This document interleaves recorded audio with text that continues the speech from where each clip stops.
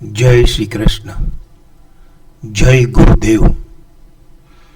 आज हम निफ्टी का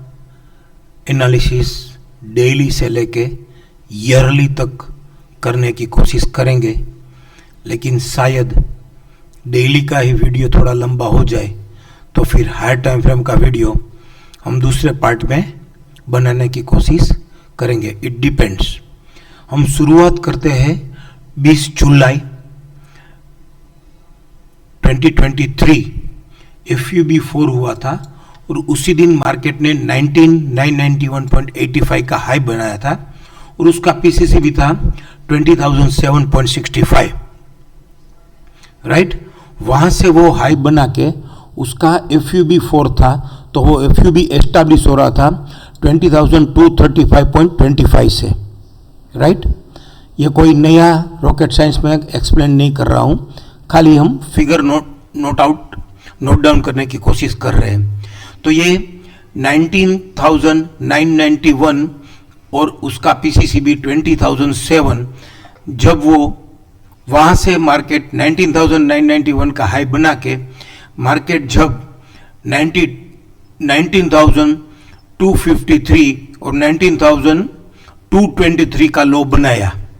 तो वहां से तकरीबन मार्केट 700 पॉइंट निफ्टी माइनस हो गया, गिर गया। तो उस दिन का पीसीडीएस था 19,217। ये मैं क्यों इतना जर्नी लंबा फटाफट बता दिया, क्योंकि ये गुड अबाउ जस्टिफाई के घर में था। जब भी ये मार्केट ने करा तभी ये FUB4 था 20 जुलाई को, और गुड अबाउ जस्टिफाई के घर में था। गुड अबाउ जस्टिफाई के घर में खाली एक सिंगल वीक बिलो सीरीज अकर हुआ था। सिंगल वीक बिलो सीरीज अकर होके वो जस्टिफाई ना होके वापिस एक गुड अबाउ सीरीज जस्टिफाई हो गया था।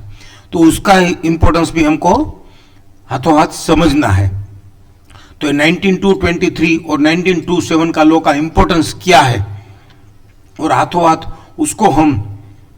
FUB FUS के साथ कंपेयर कर सके, ब्लेंड कर सके, तो कितना बढ़िया मैसेज अगर हम कर सके और कॉन्फिडेंस आए तो मिल सकता है। तो यहां से वापस 19,223 का लो करके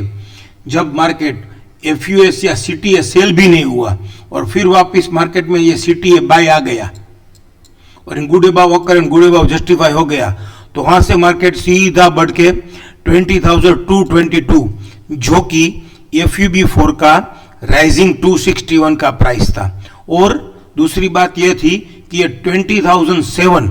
ये 20,235 उसका राइजिंग 261.8 का लेवल था TVHS,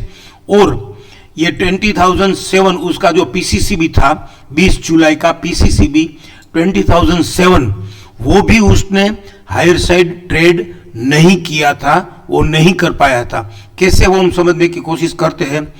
20,007 के दिन यहाँ पे 11 सितंबर को 20,008 का हाई बनाया, जो कि उसका पीसीसी भी हो गया 20,016, राइट। फिर 20,016 को लीडर नहीं मिली तो वो ट्रेड नहीं हुआ है। फिर वो RMSL हायर खुल गया 12 सितंबर को और उसका स्टॉप एंड सेल का रेजिस्टेंस एक्सटेंड हो गया। स्टॉप एंड सेल का रेजिस्टेंस 20,016 से उसने एक्सटेंड कर दिया 20,154 तक। पुराना हमारा 20,007 पीसीसी भी था, वो एक्सटेंड हुआ था 20,016 11 सितंबर को, फिर उसके बाद एक्सटेंड हुआ 12 सितंबर को 20,154। फिर उसके बाद वो वापिस RMSL हायर और स्टॉप एंड सेल होके 20,238 तक एक्सटेंड हो गया, और 15 नवंबर को वो फाइनली 20,221 का हायर टॉप बना के, स्ट्रॉन्ग टॉप बना के वो वापस गिरा। तो वो 19,223 जैसे उसने ये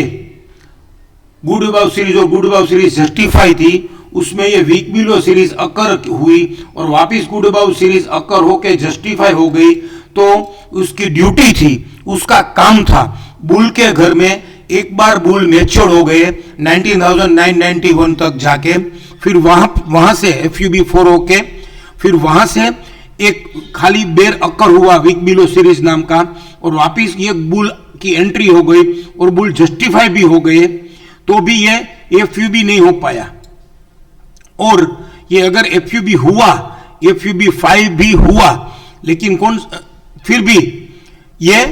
20,007 जो था उसका हाई से ट्रेड नहीं कर पाया, तो ये प्योर यहां पे बुल की बेल आउट सिचुएशन ही मानी जाएगी, क्योंकि ये जब भी एफयूबी 5 हुआ तो फिर एफयूबी 5 को एस्टैब्लिश होना था, या फिर ये नॉन ट्रेंडिंग बाय आया उसको ट्रेंडिंग होना था। वो सब अलग अलग थियरी हम ब्लेंड करने जाएंगे तो लंबा हो जाएगा, लेकिन यहां पे हमको यही देखना है क्या वो 20,007 ट्रेड किया था एफयूबी होने के बावजूद, बुल के घर में नया बुल होने के बावजूद, पुराना जो पीसीसीबी था वो ट्रेड नहीं कर पाया, तो वो 20,154 और 20,238 तक रिट्रेच होके बुल की बेल आउट सिचुएशन देके, अभी उसकी ड्यूटी क्या थी, यहां पे हमको यह समझना चाहिए था कि ये मार्केट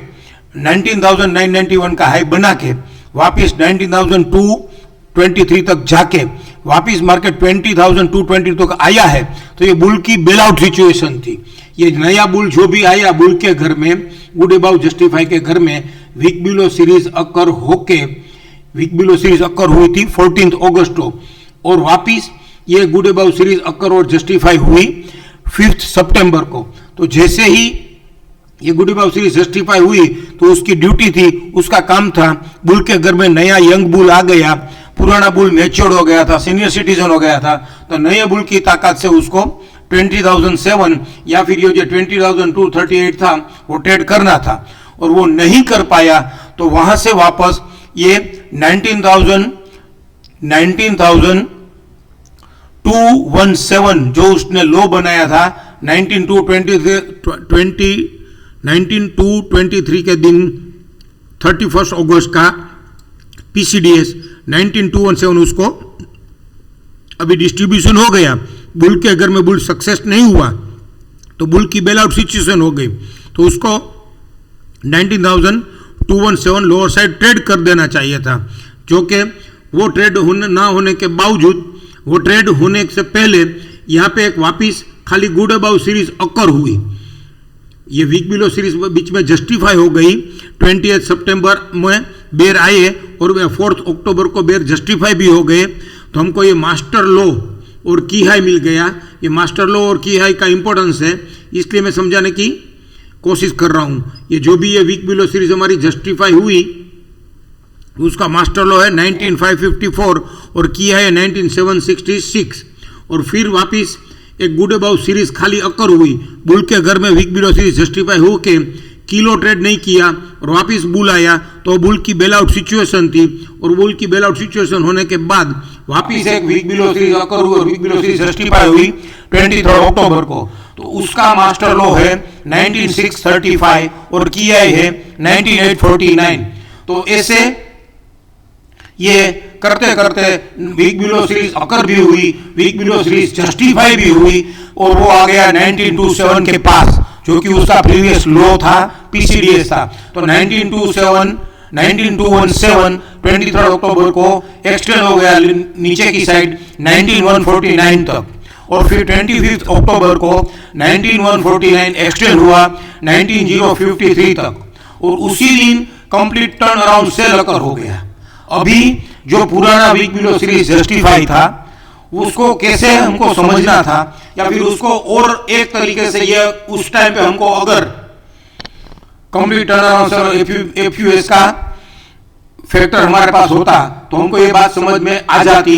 कि ये वीक बिलो जस्टिफाई हुआ था, किलो भी ट्रेडेड था। ये कैसे किलो ट्रेड था हम समझने की कोशिश करते हैं कि 19,217 उसने लोअर साइड एक्सटेंड किया 19,149 तक 23 अक्टूबर को, फिर 25 अक्टूबर को उसने 19,149 को भी एक्सटेंड किया 19,053 तक, और 19,053 को उसने तोड़ा 26 अक्टूबर को, जो कि यहाँ पे एज स्नेक दिखा रहा है, लेकिन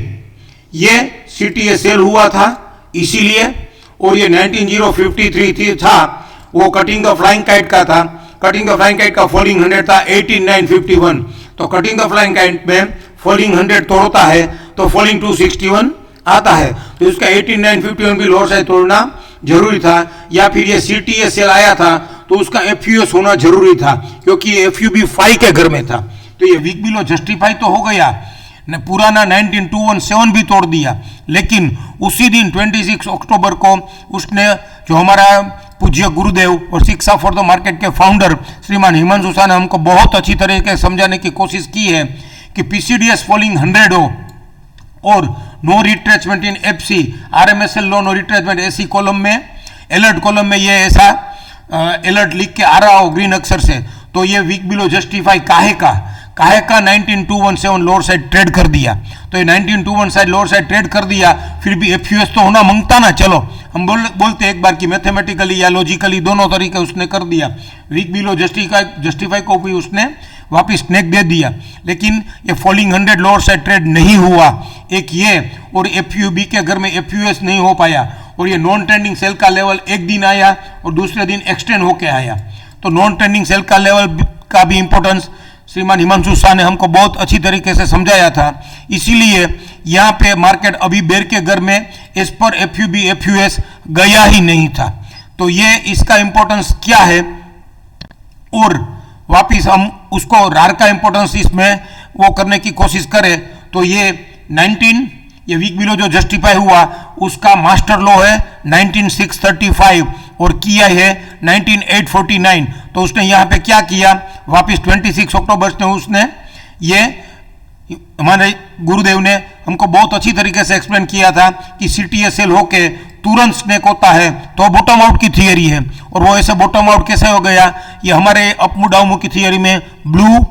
रेड और ग्रीन 26 अक्टूबर को बॉटम हाईलाइटेड हुआ, वो 18837 फॉल्स अप मूव, तो ब्लू कलर से हाईलाइटेड हुआ, फिर 31 अक्टूबर को ये बॉटम टॉप हाईलाइटेड हुआ, वो रेड कलर से था, तो डोमिनेटिंग डाउन मूव, एंड वापिस 1 नवंबर को बॉटम हाईलाइटेड हुआ 18973, तो ये ब्लू रेड ग्रीन होके 19233 ब्लू रेड ग्रीन होने के साथ में मेरा ऐसा मानना है कि अगर ब्लू होने के बाद फॉल्स अप मूव जस्टिफाई हो जाए, यानी कि वैलिड बाय हो जाए, फिर डोमिनेटिंग डाउन मूव आके वैलिड सेल होवे, और फिर वापस डोमिनेटिंग अप मूव आके वैलिड बाय होवे, जो यहाँ पे नहीं हुआ है, इनवैलिड बाय हुआ, इनवैलिड सेल हुआ एंड देन वैलिड बाय हुआ। तो अभी गुड अबाउ सीरीज अकर कहाँ से होगी, तो अभी यहाँ पे ये मान लो कि ये 6 अक्टूबर को ये वैलिड बाय हुआ है, तो प्रीवियस वैलिड सेल क्या था, तो प्रीवियस वैलिड सेल ये था 25 अक्टूबर 26 अक्टूबर वो सीरीज थी, और प्रीवियस वैलिड बाय कब था 17 अक्टूबर, तो प्रीवियस वैलिड बाय का हाईएस्ट हाई क्या था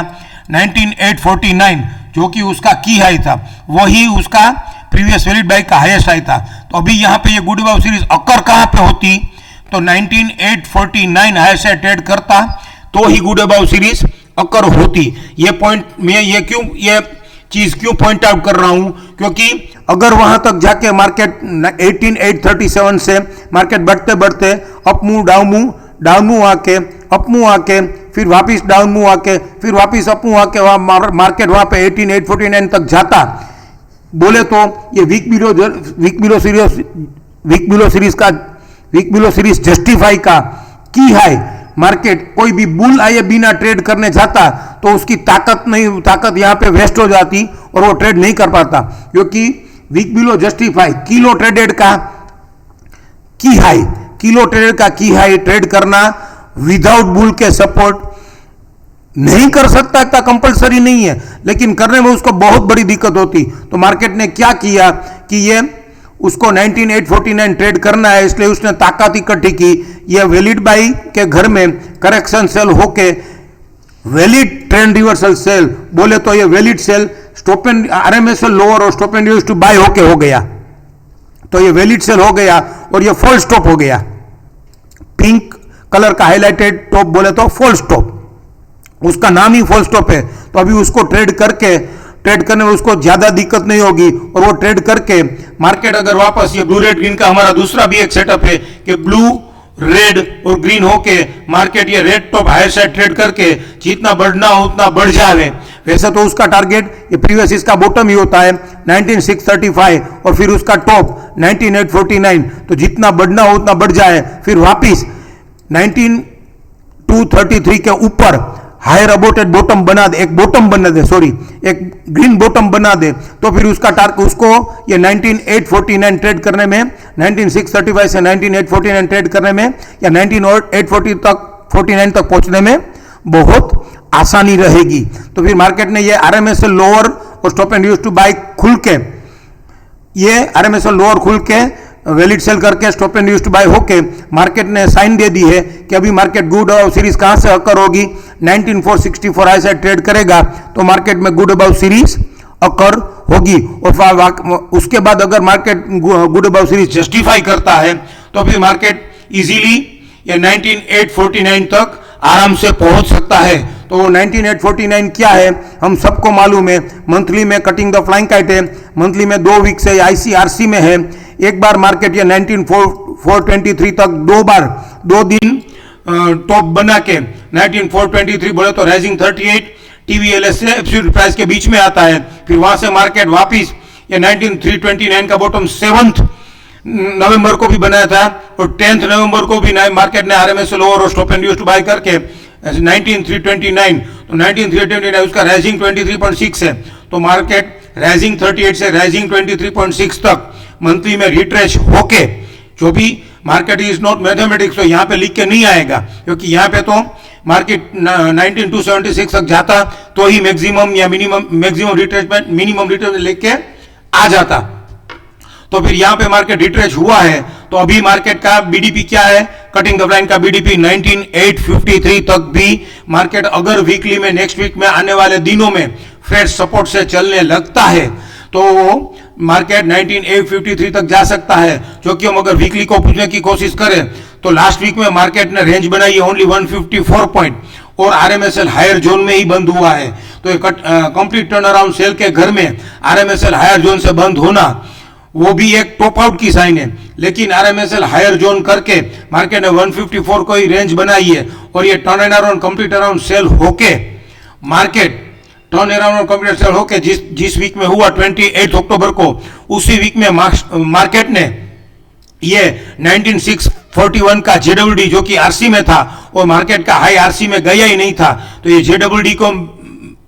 मिले बिना उसकी परमिशन लिए बिना मार्केट फॉलिंग 261 तक आ गया है। तो मार्केट फॉलिंग 261 तक आ गया तो अभी जेडब्ल्यूडी पेंडिंग है, तो जब तक ये 18436 नहीं तोड़ता है तब तक मार्केट ये 19641 से 19720 से लेके इसका अपर बैंड 19814 है, तो वो 19880 से लेके राइजिंग 100 19929 तक भी जा सकता है, वहां तक भी जा सकता है। क्यों? क्योंकि जेडब्ल्यूडी पेंडिंग है, तो उसका अपर बैंड तक वो जाने की कोशिश, अगर उसको वीकली में आने वाले वीक में फ्रेश सपोर्ट मिलने लगा तो वहां तक भी वो जा सकता है। जो कि हमने डेली में भी समझने की कोशिश की कि डेली में भी अब ये वीक बिलो सीरीज और गुड अबाउ सीरीज का स्ट्रक्चर बना के एक वैलिड साइड करके उसने गुड अबाउ सीरीज का एक स्ट्रक्चर जनरेट किया कि ये वैलिड बाय था, अभी वैलिड सेल हुआ, अगर अब वैलिड बाय होता है तो और ये फुल स्टॉप आराम से ट्रेड, उसका नाम ही फुल स्टॉप है, तो उसको ट्रेड करके मार्केट ये सीधा ब्लू रेड ग्रीन में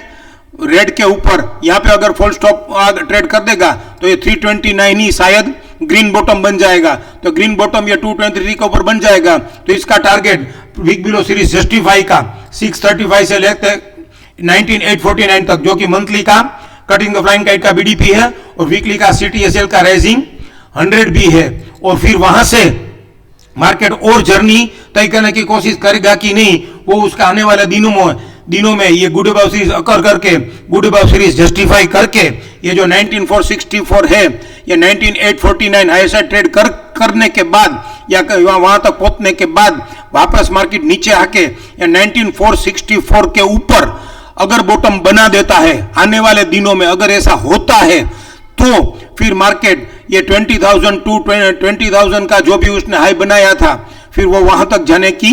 उसकी स्ट्रेंथ आ जाएगी 20,220 और 20,220 तक जाने 20,240 वहां तक मार्केट जाने की उम्मीद क्यों है, और दिसंबर तक भी जा सकता है या फिर आने वाले ईयर में जा सकता है। क्यों? क्योंकि मार्केट ने ईयरली में आईसीएफसी खुल के एक्टिव सपोर्ट लेके डायरेक्ट अपर बैंड ट्रेड करके उसने ये मैक्सिमम रिट्रेसमेंट दे दिया है। मार्केट ने ये ट्रेड किया अपर बैंड 20 जुलाई को ट्रेड करने के बाद मार्केट अभी 18,000 19,000 20,000 का हाई बना के 20,222 का हाई बना के मार्केट वापस,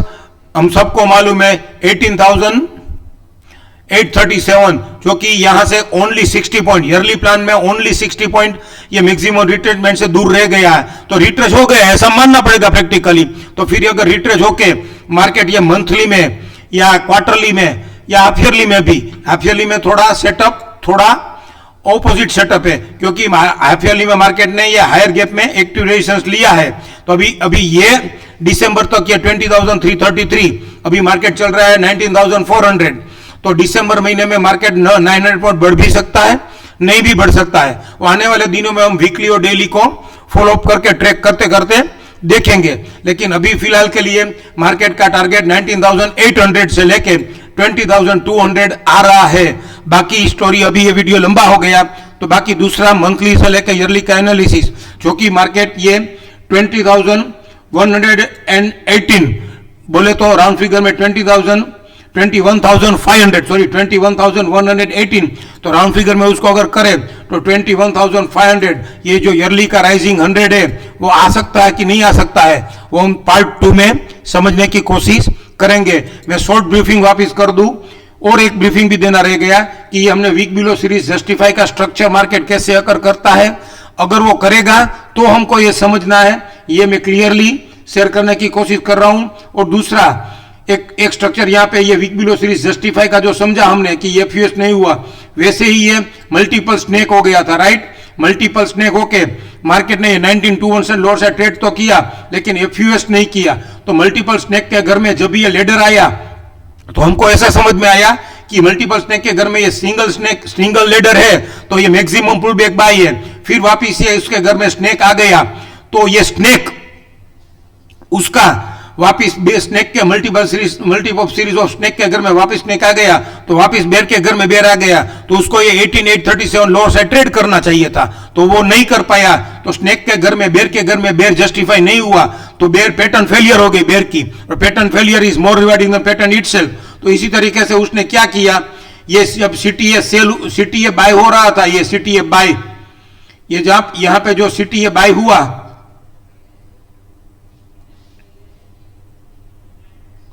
एक मिनट, ये जो सीटीए बाय हुआ था, ये जो सीटीए सेल होना था ये 19,480 से होना था सीटीए सेल, और यहां पे प्राइस सेल रहा था 19,257 और 19,074 19,480 से प्राइस 19,480 के प्राइस से मार्केट सीटीए सेल होना था, लेकिन वो सीटीए सेल हुआ 19,140 से, उसने ट्रेड ही किया उसको 19,140 को। तो जैसे ये 480 वाला प्राइस सीटीए सेल हुआ 140 को, वैसे ही उसने क्या सेटअप किया, उसको अभी ये लेडर आया था तो ये सीटीए बाय का कौन से प्राइस से हो रहा था 19,809, तो फिर उसने क्या किया, वापिस एक स्नेक दिया और वापिस एक लेडर दे दी। तो लेडर देके उसने क्या स्ट्रक्चर जनरेट करने की कोशिश की कि अभी ये मार्केट सीटीए बाय कौन से प्राइस से होगा 19,161 से। तो जैसे ये 19,480 सीटी सेल होना था और ये सीटीए सेल हुआ 19,140 से, तो वैसे ही ये सीटीए बाय होना है 19,161 से, लेकिन अभी प्राइस चल रही है 19,425, लेकिन अभी सीटीए बाय नहीं हुआ है। तो ये अभी सीटीए बाय होगा और नया एफयूबी होके वो एफयूबी जस्टिफाई होना, सस्टेन होना चालू हो जाएगा, एस्टैब्लिश होना चालू हो जाएगा। तो फिर ये 19,835 19,635 से 19,849 भी ऐसे ट्रेड करेगा और फिर 20,200 तक की जर्नी हमको ऐसे एफयूबी एफयूएस का जस्टिफिकेंस है, सीटीए बाय सेल का जस्टिफिकेंस है, और उसका स्ट्रक्चर मार्केट कैसे जनरेट करता है कि अभी ये सीटीए सेल के घर में उसको सीटीए बाय करना था, तो ये सीटीए बाय तो 19,809 से होता। जैसे मैंने वीक बिलो से जस्टिफाई का किया, अगर ट्रेड करता मार्केट तो मार्केट की पूरी स्ट्रेंथ यूज हो जाती, मार्केट थक जाता। तो वैसे उसने ये सीटीए बाय का स्ट्रक्चर भी जनरेट किया, वैल्यू सेट करके गुडेबाव सीरीज का भी स्ट्रक्चर जनरेट किया। अब अगर आने वाले दिनों में मार्केट ये गुडेबाव सीरीज भी जस्टिफाई करता है अकर होके और ये सीटीए बाय होके वापिस एफयूबी होता है, तो ये एफयूबी और नया एफयूबी आगे जस्टिफाई एस्टैब्लिश होने के बाद मार्केट 20,200 से 21,500 कैसे जाता है, वो पार्ट 2 में हम समझने की कोशिश करेंगे। Thank you. जय श्री कृष्ण, जय गुरुदेव।